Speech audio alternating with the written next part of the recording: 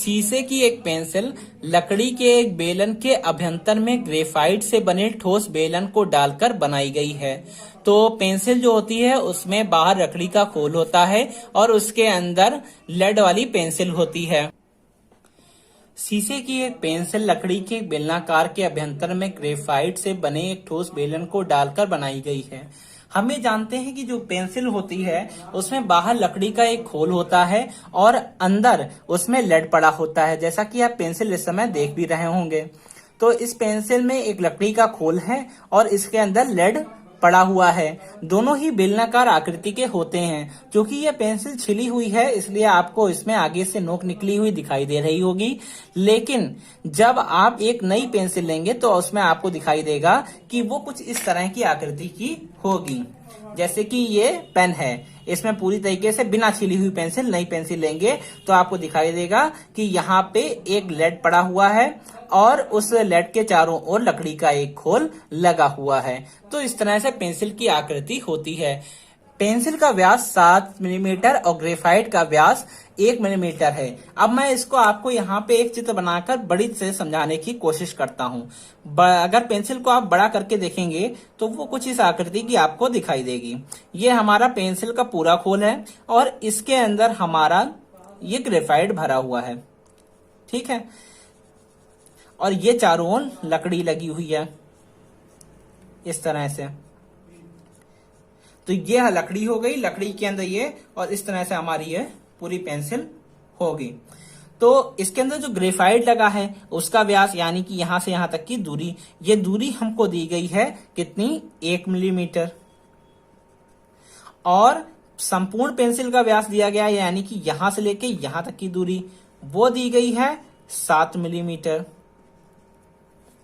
तो 1 millimetre graphite का व्यास दिया गया है और 7 मिलीमीटर पूरी पेंसिल का व्यास दिया गया है। तो कह रहा है पेंसिल की लंबाई 14 सेंटीमीटर है। पेंसिल की पूरी लंबाई 14 सेंटीमीटर है। यहां पे ध्यान रखने वाली बात है कि पेंसिल जो है उसका व्यास मिलीमीटर में दिया गया है और उसकी ऊंचाई सेंटीमीटर में दी गई है। मिलीमीटर को सेंटीमीटर में चेंज करना पड़ेगा तभी हम इसको फॉर्मूले में रख पाएंगे। ये तो बात हो गई फॉर्मूले की, फॉर्मूले में कैसे रखा जाएगा। लेकिन आखिर फॉर्मूला लगेगा कौन सा, इसको देखने के लिए हमें देखना पड़ेगा कि हमें निकालना क्या है। लकड़ी का आयतन निकालना है और ग्रेफाइट का आयतन निकालना है। अच्छा, अगर इस ग्रेफाइट की स्टिक को आप यहां से निकाल लें बाहर तो ये ग्रेफाइट की स्टिक इस तरह से बाहर निकल आएगी और कुछ इस तरह से आपको दिखाई देगी। ये ग्रेफाइट की स्टिक हमारी निकल आई बाहर। इस ग्रेफाइट की स्टिक बिल्कुल एक बेलनाकार है और इसमें कुछ भी नहीं है, सिर्फ एक बेलनाकार आकार की है। ये हमारी ग्रेफाइट की स्टिक जब हमने बाहर निकाल ली तो एक बेलनाकार आकार की है और इसका आयतन सिंपल एक बेलन के आयतन के बराबर हो जाएगा। तो ग्रेफाइट की स्टिक का आयतन निकालने के लिए जो ग्रेफाइट की स्टिक का व्यास दिया गया है 1 मिलीमीटर, उसको कर लेंगे आधा तो बन जाएगी त्रिज्या, और उस त्रिज्या को कर देंगे भाग 10 से, क्योंकि मिलीमीटर को बदलेंगे सेंटीमीटर में। 10 से भाग करने के बाद में बदल जाएगा सेंटीमीटर में और उसका फिर पाई आर स्क्वायर सूत्र लगा करके ग्रेफाइट का आयतन निकाल लिया जाएगा। तो चलिए पहले ग्रेफाइट के आयतन को हम लोग निकाल ही लेते हैं। तो ग्रेफाइट का आयतन क्या हो जाएगा, ग्रेफाइट का आयतन बराबर पाई आर स्क्वायर एच, और आर क्या होगा, आर होगा व्यास का आधा यानी कि आर बराबर 1/2 मिलीमीटर, और 1/2 को भाग कर लेंगे 10 से, तो यानी कि 1/2 गुणे 10 से कर लिया भाग, तो ये बन गया सेंटीमीटर में। अब यही मान यहाँ पे हम रख देंगे। तो पाई का मान 22/7 और आर का मान 1/2 गुणे 10 और इसका कर देंगे स्क्वायर, और एच का मान दे रखे हैं हमको 14 सेंटीमीटर। चूंकि वो ग्रेफाइट पेंसिल के अंदर है तो जो ग्रेफाइट की लंबाई होगी वही पेंसिल की लंबाई होगी। पेंसिल की लंबाई 14 है तो ग्रेफाइट की लंबाई भी 14 ही हो जाएगी। जब इसको हल कर लेंगे तो हमारा आंसर आ जाएगा 0.11 सेंटीमीटर क्यूब।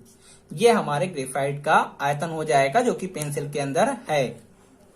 तो ये तो बात हो गई ग्रेफाइट की। इस तरह से ग्रेफाइट का आयतन तो निकल आया, लेकिन अब लकड़ी के आयतन का क्या? तो इसके लिए पहले हम इसको ग्रेफाइट वाले चित्र को यहां से मिटा देते हैं और ध्यान देते हैं लकड़ी पे। तो लकड़ी क्या है? लकड़ी जो है वो ग्रेफाइट को हटाकर जितना बचा वो लकड़ी है।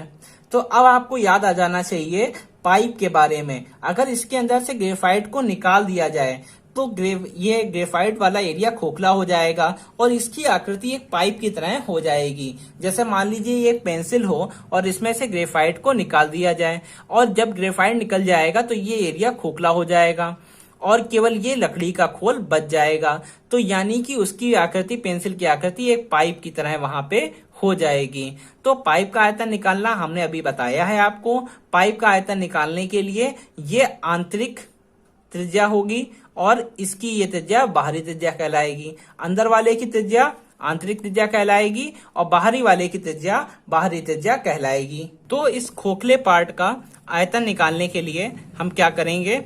हम सबसे पहले इस संपूर्ण पाइप का आयतन निकाल लेंगे। जो संपूर्ण लकड़ी का खोल बचा होगा उसका आयतन निकाल लेंगे। और चूंकि ये ग्रेफाइट निकल चुका है इसीलिए इस ग्रेफाइट के आयतन को हम घटा देंगे। तो हमारे के पास केवल लकड़ी के खोल का आयतन बच जाएगा।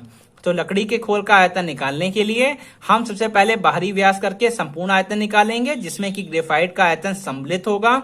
और चूंकि ग्रेफाइट का आयतन, ग्रेफाइट तो हटा दिया जाएगा तभी तो लकड़ी का खोल बचेगा, तो उस ग्रेफाइट के आयतन को हम लकड़ी के आयतन में से, संपूर्ण आयतन में से हटा देंगे। तो केवल लकड़ी के खोल का आयतन ही निकल आएगा। तो इसको निकालने के लिए हमें क्या करना पड़ेगा? ग्रेफाइट की त्रिज्या अभी हमने निकाल ली थी, तो इसके लिए निकालते हैं पहले त्रिज्याएं। आर ग्रेफाइट के लिए हमने निकाल लिया था, छोटा आर मान लेते हैं। इसको निकाला था हमने, वो था 1/2 गुणे 10 सेंटीमीटर।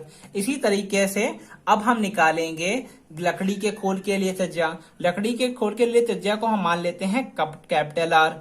तो कैपिटल आर हो जाएगा 7/2 गुणे 10। तो 7/2 व्यास का आधा त्रिज्या हो गई और 10 से जब हमने भाग कर लिया तो वो सेंटीमीटर में ही चेंज हो गया। तो आर का मान, कैपिटल आर का मान यहाँ पे निकल आया। तो कैपिटल आर के मान के बाद में, जैसा कि मैंने आपको बताया, लकड़ी का आयतन निकालने के लिए लकड़ी का आयतन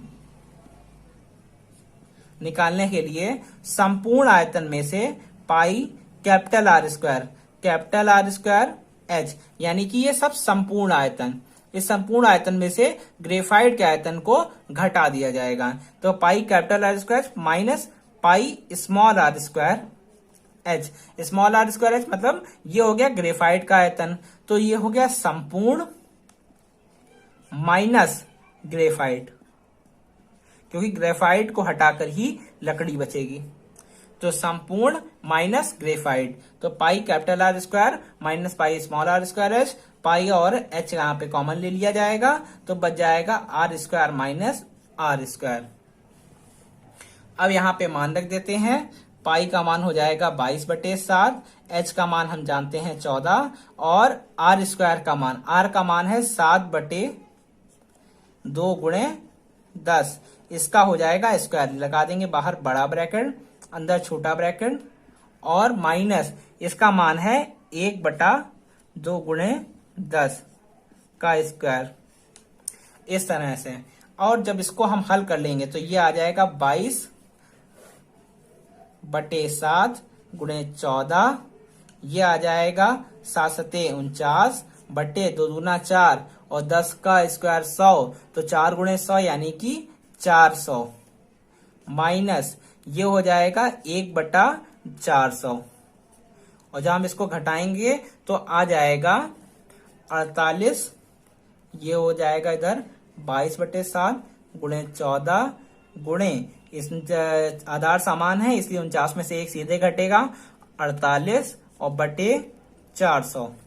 तो ये जब हम यहाँ पे गुणा करेंगे तो इसका हमारा आंसर आ जाएगा 5.28 सेंटीमीटर क्यूब।